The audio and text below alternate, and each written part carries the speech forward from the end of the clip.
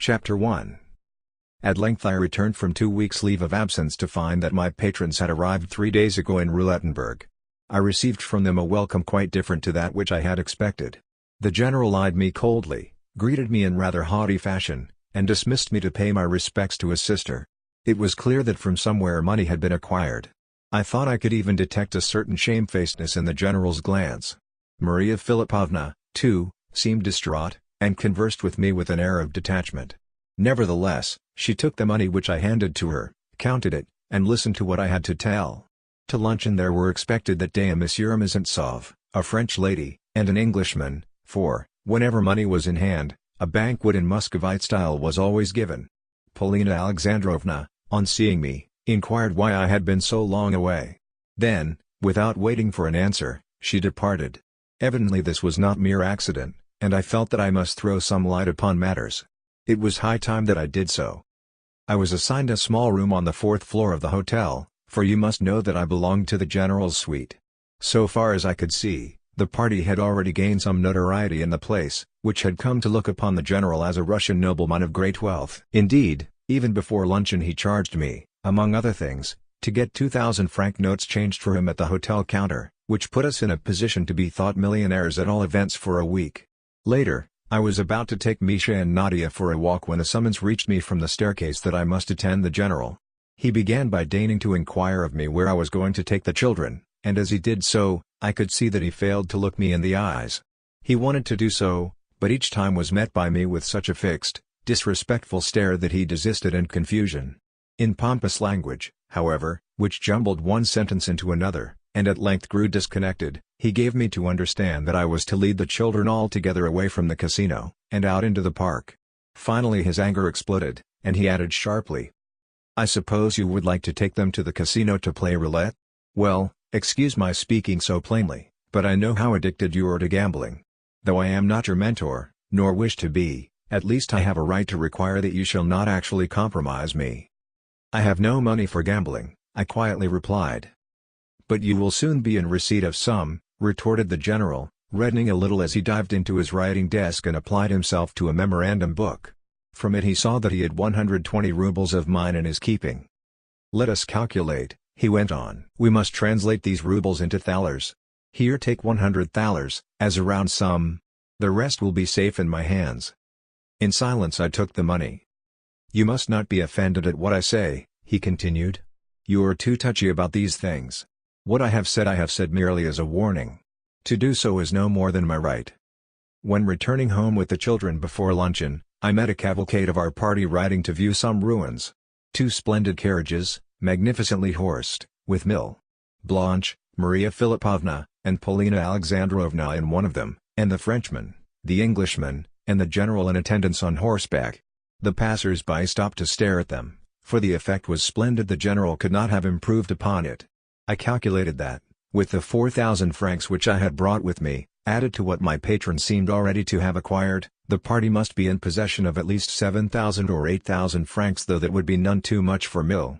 Blanche, who, with her mother and the Frenchman, was also lodging in our hotel. The latter gentleman was called by the lackeys Monsieur le Comte, and Mlle. Blanche's mother was dubbed Madame la Comtesse. Perhaps in very truth they were Comte et Comtesse. I knew that Monsieur le Comte would take no notice of me when we met at dinner, as also that the general would not dream of introducing us, nor of recommending me to the Comte. However, the latter had lived a while in Russia, and knew that the person referred to as a Neuchâtel is never looked upon as a bird of fine feather.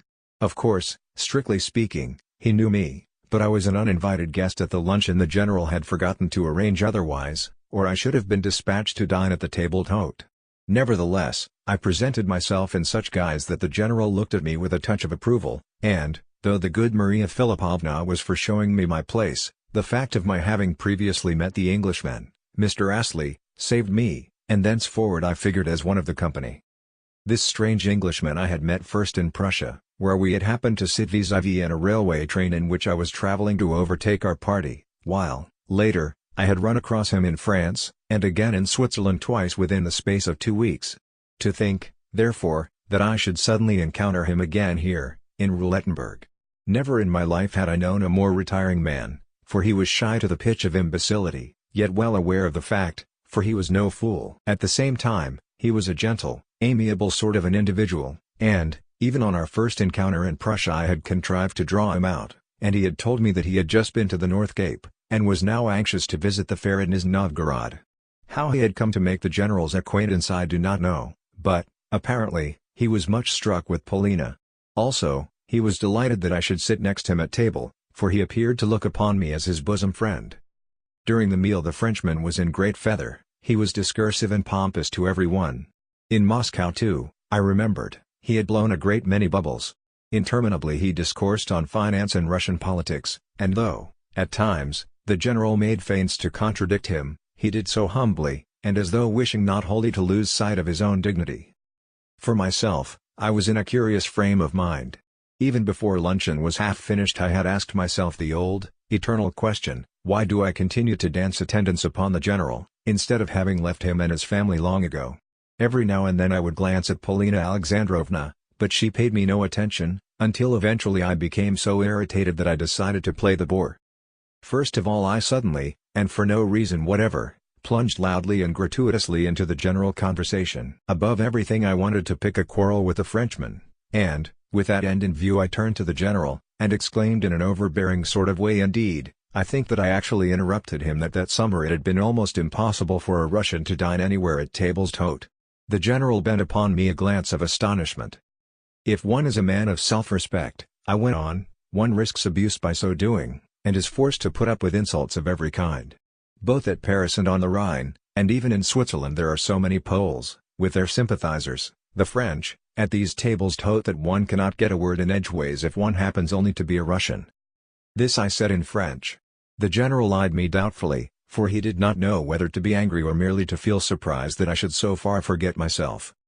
Of course, one always learns something everywhere, said the Frenchman in a careless, contemptuous sort of tone. In Paris, too, I had a dispute with a Pole, I continued, and then with a French officer who supported him. After that a section of the Frenchmen present took my part. They did so as soon as I told them the story of how once I threatened to spit into Monseigneur's coffee. To spit into it?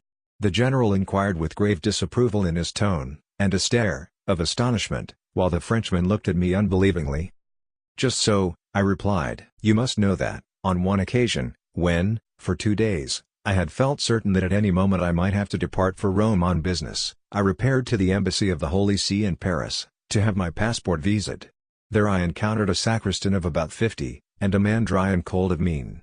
After listening politely, but with great reserve, to my account of myself, this sacristan asked me to wait a little. I was in a great hurry to depart, but of course I sat down, pulled out a copy of L'Opinion Nationale, and fell to reading an extraordinary piece of invective against Russia which it happened to contain.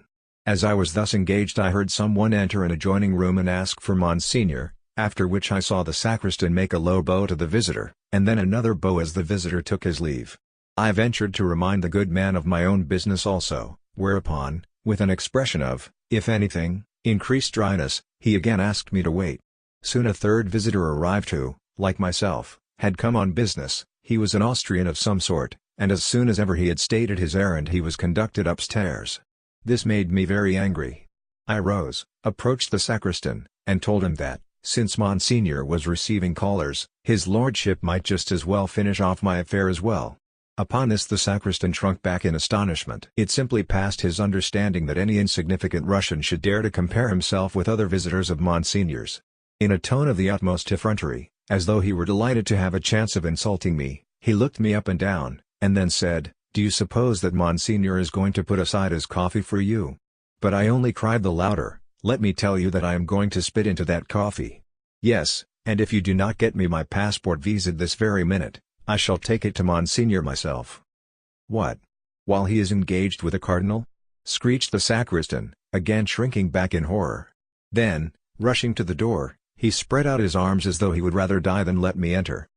Thereupon I declared that I was a heretic and a barbarian. Je suis heretic et barbare, I said, and that these archbishops and cardinals and monsignors, and the rest of them, meant nothing at all to me. In a word, I showed him that I was not going to give way. He looked at me with an air of infinite resentment. Then he snatched up my passport, and departed with it upstairs. A minute later the passport had been visaed. "Here it is now, if you care to see it," and I pulled out the document, and exhibited the Roman visa. But the general began. "What really saved you was the fact that you proclaimed yourself a heretic and a barbarian," remarked the Frenchman with a smile. "Cela n'était pas si bête." "But is that how Russian subjects ought to be treated? Why, when they settle here they dare not utter even a word, they are ready even to deny the fact that they are Russians. At all events, at my hotel in Paris I received far more attention from the company after I had told them about the fracas with the sacristan. A fat Polish nobleman, who had been the most offensive of all who were present at the table d'hôte, at once went upstairs, while some of the Frenchmen were simply disgusted when I told them that 2 years ago I had encountered a man at whom, in 1812, a French hero fired for the mere fun of discharging his musket. That man was then a boy of 10 and his family are still residing in Moscow." "Impossible!" the Frenchman sputtered. "No French soldier would fire at a child." "Nevertheless the incident was as I say," I replied. "A very respected ex-captain told me the story, and I myself could see the scar left on his cheek." The Frenchman then began chattering volubly, and the general supported him, but I recommended the former to read, for example, extracts from the memoirs of General Perovsky, who, in 1812, was a prisoner in the hands of the French. Finally Maria Philippovna said something to interrupt the conversation. The general was furious with me for having started the altercation with the Frenchman. On the other hand, Mr. Astley seemed to take great pleasure in my brush with Monsieur, and, rising from the table, proposed that we should go and have a drink together. The same afternoon, at 4 o'clock, I went to have my customary talk with Polina Alexandrovna, and, the talk soon extended to a stroll. We entered the park, and approached the casino, where Polina seated herself upon a bench near the fountain, and sent Nadia away to a little distance to play with some other children. Misha also I dispatched to play by the fountain, and in this fashion we, that is to say, Polina and myself, contrived to find ourselves alone. Of course, we began by talking on business matters. Polina seemed furious when I handed her only 700 gulden, for she had thought to receive from Paris, as the proceeds of the pledging of her diamonds, at least 2,000 gulden, or even more. "Come what may, I must have money," she said. "And get it somehow I will, otherwise I shall be ruined." I asked her what had happened during my absence. "Nothing, except that 2 pieces of news have reached us from St. Petersburg. In the first place, my grandmother is very ill, and unlikely to last another couple of days. We had this from Timothy Petrovich himself, and he is a reliable person. Every moment we are expecting to receive news of the end." "All of you are on the tiptoe of expectation?" I queried. "Of course, all of us, and every minute of the day. For a year and a half now we have been looking for this." "Looking for it?" "Yes, looking for it. I am not her blood relation, you know, I am merely the general's stepdaughter. Yet I am certain that the old lady has remembered me in her will." "Yes, I believe that you will come in for a good deal," I said with some assurance. "Yes, for she is fond of me. But how come you to think so?" I answered this question with another one. "That Marquis of yours," I said, "is he also familiar with your family secrets? And why are you yourself so interested in them?" was her retort as she eyed me with dry grimness. "Never mind. If I am not mistaken, the general has succeeded in borrowing money of the Marquis." "It may be so. Is it likely that the Marquis would have lent the money if he had not known something or other about your grandmother? Did you notice, too, that 3 times during luncheon, when speaking of her, he called her La Babulenka? Dear little grandmother! What loving, friendly behavior, to be sure." "Yes, that is true. As soon as ever he learnt that I was likely to inherit something from her he began to pay me his addresses. I thought you ought to know that." "Then he has only just begun his courting? Why, I thought he had been doing so a long while." "You know he has not," retorted Polina angrily. "But where on earth did you pick up this Englishman?" She said this after a pause. "I knew you would ask about him." Whereupon I told her of my previous encounters with Astley while traveling. "He is very shy," I said, "and susceptible. Also, he is in love with you." "Yes, he is in love with me," she replied. "And he is 10 times richer than the Frenchman. In fact, what does the Frenchman possess? To me it seems at least doubtful that he possesses anything at all." "Oh, no, there is no doubt about it. He does possess some chateau or other. Last night the general told me that for certain. Now are you satisfied?" "Nevertheless, in your place I should marry the Englishman." "And why?" asked Polina. "Because, though the Frenchman is the handsomer of the 2, he is also the baser, whereas the Englishman is not only a man of honor, but 10 times the wealthier of the pair." "Yes? But then the Frenchman is a marquis, and the cleverer of the 2, remarked Polina imperturbably. "Is that so?" I repeated. "Yes, absolutely." Polina was not at all pleased at my questions. I could see that she was doing her best to irritate me with the brusquerie of her answers. But I took no notice of this. "It amuses me to see you grow angry," she continued. "However, inasmuch as I allow you to indulge in these questions and conjectures, you ought to pay me something for the privilege." "I consider that I have a perfect right to put these questions to you," was my calm retort, "for the reason that I am ready to pay for them, and also care little what becomes of me." Polina giggled. "Last time you told me when on the Schlangenberg that at a word from me you would be ready to jump down 1,000 feet into the abyss. Some day I may remind you of that saying, in order to see if you will be as good as your word. Yes, you may depend upon it that I shall do so. I hate you because I have allowed you to go to such lengths, and I also hate you and still more because you are so necessary to me. For the time being I want you, so I must keep you." Then she made a movement to rise. Her tone had sounded very angry. Indeed, of late her talks with me had invariably ended on a note of temper and irritation, yes, of real temper. "May I ask you who is this Mill Blanche?"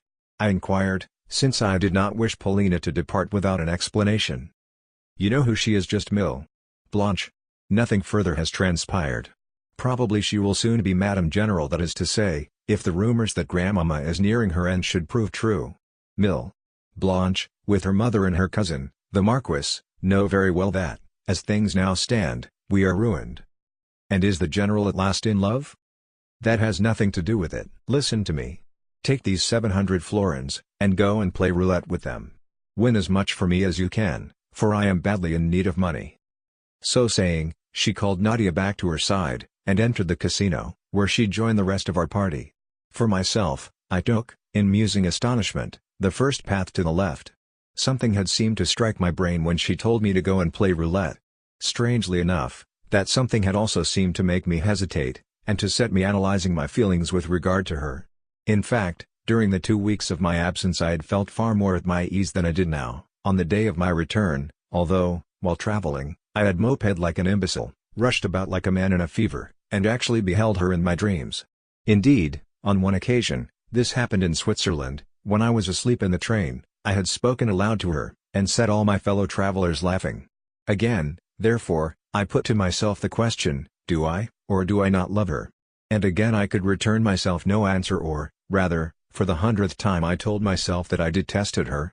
Yes, I detested her. There were moments, more especially at the close of our talks together, when I would gladly have given half my life to have strangled her. I swear that, had there, at such moments, been a sharp knife ready to my hand, I would have seized that knife with pleasure, and plunged it into her breast. Yet I also swear that if, on the Schlangenberg, she had really said to me, "Leap into that abyss," I should have leapt into it, and with equal pleasure. Yes, this I knew well. One way or the other, the thing must soon be ended. She, too, knew it in some curious way. The thought that I was fully conscious of her inaccessibility, and of the impossibility of my ever realizing my dreams, afforded her, I am certain, the keenest possible pleasure. Otherwise, is it likely that she, the cautious and clever woman that she was, would have indulged in this familiarity and openness with me? Hitherto, I concluded, she had looked upon me in the same light that the old empress did upon her servant, the empress who hesitated not to unrobe herself before her slave, since she did not account a slave a man. Yes, often Polina must have taken me for something less than a man. Still, she had charged me with a commission to win what I could at roulette. Yet all the time I could not help wondering why it was so necessary for her to win something, and what new schemes could have sprung to birth in her ever-fertile brain. A host of new and unknown factors seemed to have arisen during the last 2 weeks. Well, it behoved me to divine them, and to probe them, and that as soon as possible. Yet not now. At the present moment I must repair to the roulette table.